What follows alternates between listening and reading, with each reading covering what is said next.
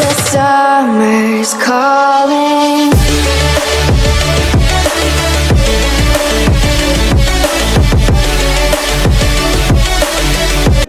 They're still going to require this Bruno to really output some damage.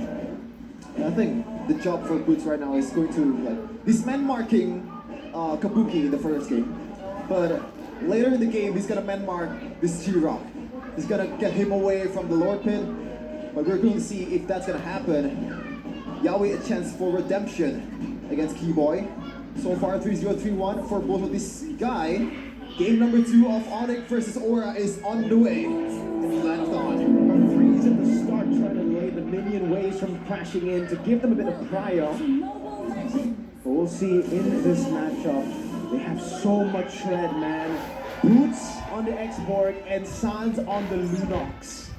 Yeah, I feel like Ruben's going to be having a very tough time here. He's going to be the main guy in the front, and he's also going to be taking all this chip and shred damage from the side of Onic. I feel like, we'll see if I'm correct, but I feel like in that mid game, he's going to be having a terrible, terrible time. For sure, but he can play through the CCs though. But Kyrie, speaking of CC though, this guy is... We've seen a lot of miracles plays by this guy on any hero, and Akai is one of them. 4-man hit in the bottom lane, Yeah, remember? Yeah. Kyrie. Yep. The signature of Kyrie, retreat battle there, and Kyrie actually wins it out over Gugun on that Fredrin. An early lead for the Akai. Also, items Arashi. Arna with the Keyboy with the signature, no boots, no roam boots early. Yeah, I don't think he's trying to outmaneuver anyone. He wants to rely on his strong suit right here. The fact that he can just sit there and just take some damage, regen it, and hold his ground. Looking at the emblems though, in the later stage of the game, Kabuki will be doing all the damage, but so will Albert, man. With the Fatal, and the weapon mastery, because Bruno definitely has huge snowball potential. Rashi, you finally see something different from Ruben right now. He's actually taking Inspire instead of Thrill on a Fredrin. Why do you think that is? I feel like he doesn't really feel like he can really match the clear potential, because for Fredrin, you clear fast, but your power comes from your multitude of, your flexibility. You have crowd control, you have some damage as well. With the Inspire, you can have a lot more tools to both engage by dashing forward, the knockup, or to get out of a sticky situation. And against Onic, like I said, he's going to be having a tough time, he's going to need it. He already broken Yaoi down there. Still well charged into the back, trying to force out a heavy spin. Mati kau, mati! Nah, ikali lah. Mati terus!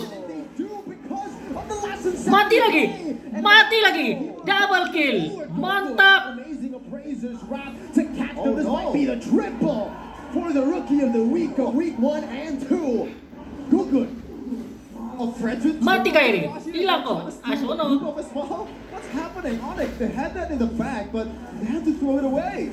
Kyrie, yes, Gil going in, headbutt in. Hei, bukan dia balik. Lawan lagi.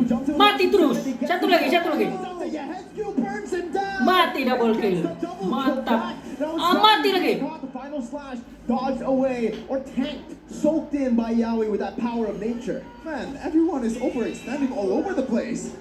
Pure chaos there. Onic just forgetting that the lower the Fredrin is, the more you need to be careful. A low Fredrin is nothing to ignore at all. 4-1 Ruben right now. He has a chance to be a lot more aggressive, go for all these ganks, and start turning the pressure onto Kyrie instead. It's an opportunity they have with a great wave clear that Yehesu can provide with the Novaria, but we'll see if he can do it fast enough before Onic can respond. Already 8 kills in 4 minutes. This is what I expected in game number 1, but they played it so safely, so methodically. This one is like the true Onic versus Aura, the bloodbath that we were waiting for. Alright, we'll see who has the tempo in the next fight. In like 30 seconds, I feel like Aura will still want to try and do their thing, get full control over the objective. But now, in the side lane right here, Aran against a 2-kill X-Borg. The lane was brutal enough without that. It's going to be even more because Bruce has been very aggressive. So if he can get a lead, push Aran away from the get him low, and get him to recall, then maybe Onic can get the prio towards the turtle instead. On the Astral Echo, mid-control, heavy prio for Onic in the mid lane. Gugun though, Comes forward, trying to go for a bit of damage. Kabuki in the bottom lane. Sans, Chaos Assault into the back, trying to deal more damage to Kabuki, but he's able to actually get out. Wow, Sans gets Chung Yaoi, 1 HP. Barely gets out, he has the wild charge, he wants to go for initiation before he dies, perhaps. Around in the back, flickers out of the last insanity, boots. Right there, in the bottom lane, Albert finds a kill. Yaoi and Gugun very low, Aran as well. They need to find some compensation here with a 4v3. It's still Onic who are winning this team fight. Yaoi with wild charge, connecting on the 2 members. Gugun now pinned down, but still is able to secure the turtle. It's Aran in the back, going for the stun. Gugun for the taunt. Now Keyboy jumps to the vengeance, pulled back, but I'm offended. Overrun, don't run Wolf King. Mati Kyrie. Keyboy Pun mati. has finally joined the team fight now with the last insanity and the chaos assault. It's also a turret down below going down. Aran against 3. Natural echo. Sans 1 HP. Gila punya Ruby. Garah, Bobby Utam. Wall down to stop him from getting out, to deal more damage for Yehezkiel to execute him. Who won that trade? I don't know, but it is chaos indeed, Arashi. Like, what's happening right now? In the bottom lane, though, I think Aura was like, they felt the urgency to get something, but it was like, who won that? I feel like Onic in a way did win that. The fact that they did not get the turtle, but they got kind of trades all around with a really solid late game DPS source in the Lunox, and they got the turret, and they got a kill on Kabuki to put him further behind, and they got the turret as well, and all that gold in the pockets of Albert. We'll have to wait and see for the official gold charts, but I think Albert is starting to build up quite a lead, and Onic can really use that. But this is definitely not the Onic that we're used to, man. They're just going for this full-on fist fight. We're used to see Onic dominating the game from the get-go, and right now they're down about 300. Not much of a lead though for Aura, but it's still a lead indeed against the Invincibles in Onic. Looking at the items for now. Golden Core for both junglers. Kyrie is definitely up in the curve. And with Aura equalizing, the goalie isn't that far apart actually.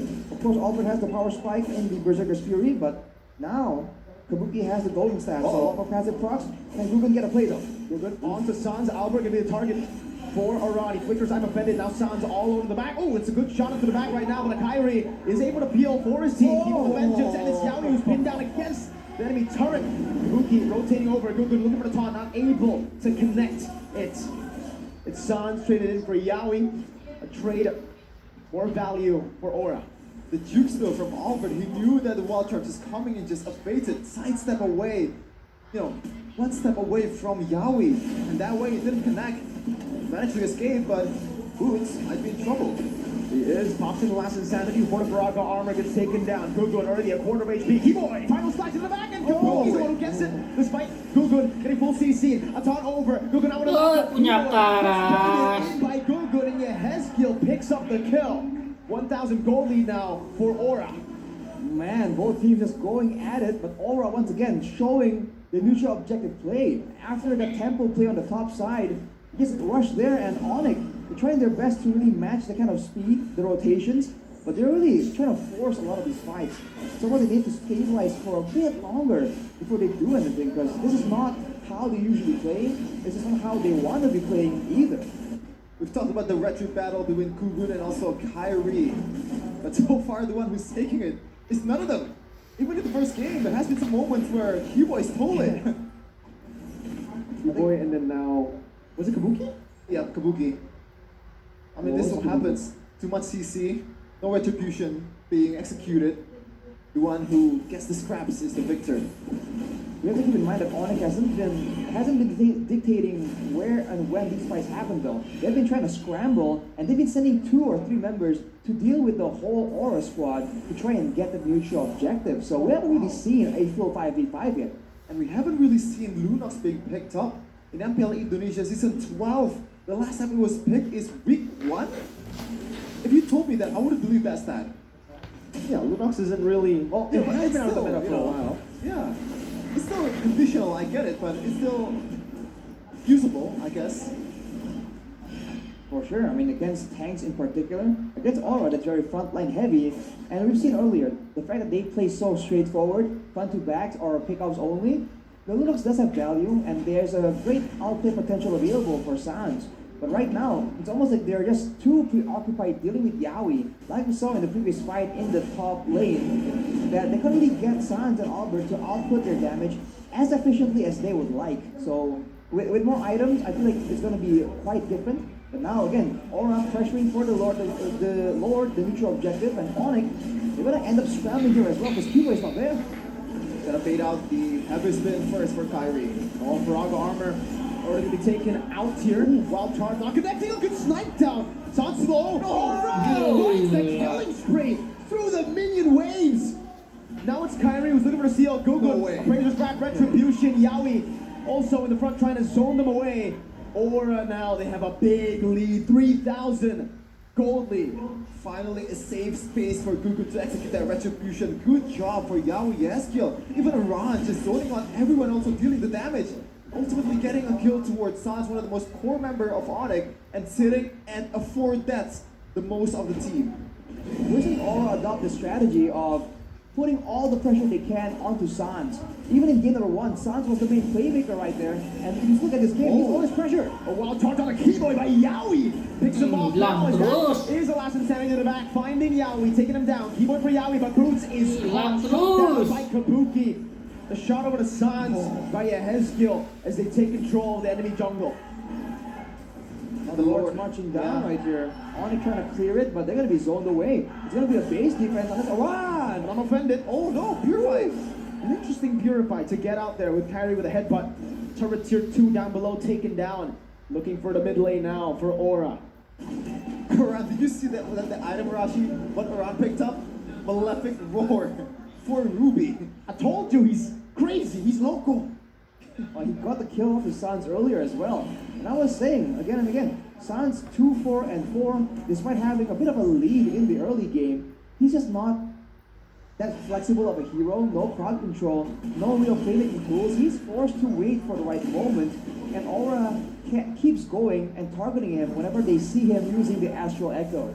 But this is something that Onic can try and find a way around, because otherwise, just Albert, it's going to be so difficult for him to try and output all that damage, despite having all these items, unless he has some coverage.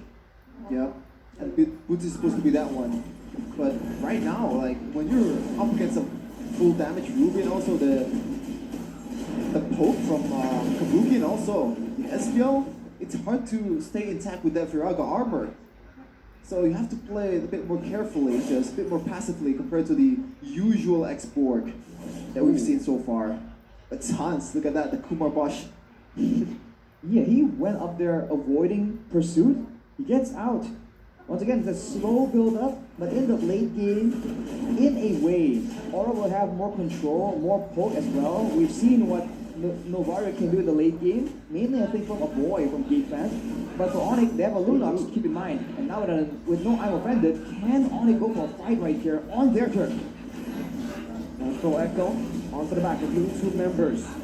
Kyrie, not going to retreat this one. Gugun is actually the one who utilizes his retreat now 2 levels up on Kyrie. Sans, is that a power spike that we need to note? The Holy Crystal, 12 minutes in.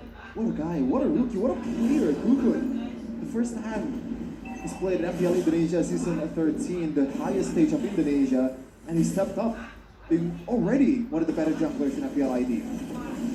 Look at the waves right here. This favor Aura, so Onic are the ones that have to try and make something happen for now.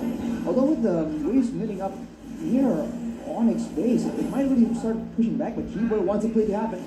Option to conceal, final slash doesn't really reveal anyone even. And Aura have a slow push built up in both side lanes. Everything's going right for Aura. They have the zoning. Meanwhile, Yaoi looking for something. Option to conceal, but the Lord actually stops that play from happening. Keyboard. I'm offended, able to flicker out to safety. Meanwhile, Yaoi, 3-man set with a wall charge on flickers out to safety. Meanwhile, Mati. good. Appraiser's Brad now pinned down. Mati, Sans, satu, He's dua. on a killing spree now chasing down. Mati lagi satu. Right now, trying to survive with that puree. He gets out. Gila punya karas berutik tuh. Ay po, ano pa mati? Gila. My goodness. What a guy. Once Last hit udah banyak juga mati. Remember the name. Holy. Who is this man?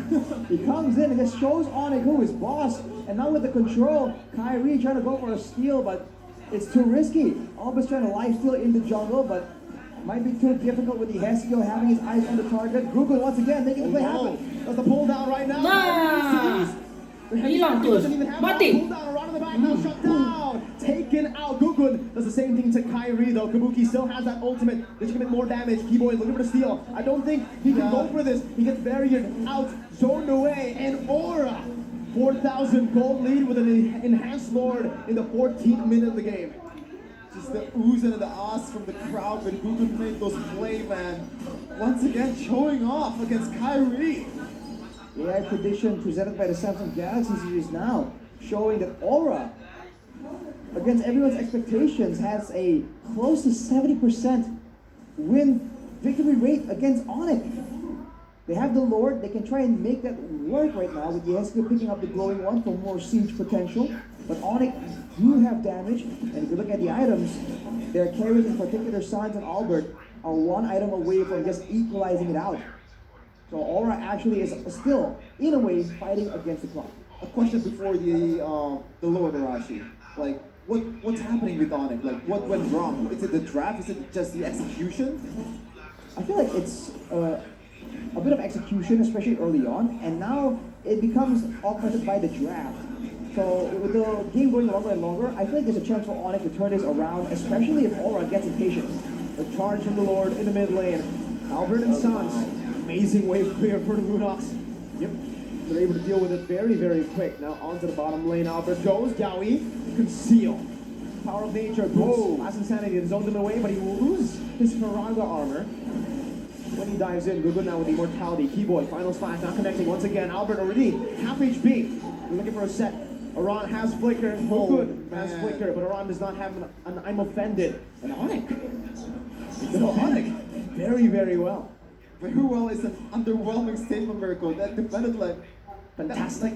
yeah, couldn't go better, I guess. Like, this is perfect defense for Onic. Like, they're not giving up a single base turret, despite this is being leveled to Lord.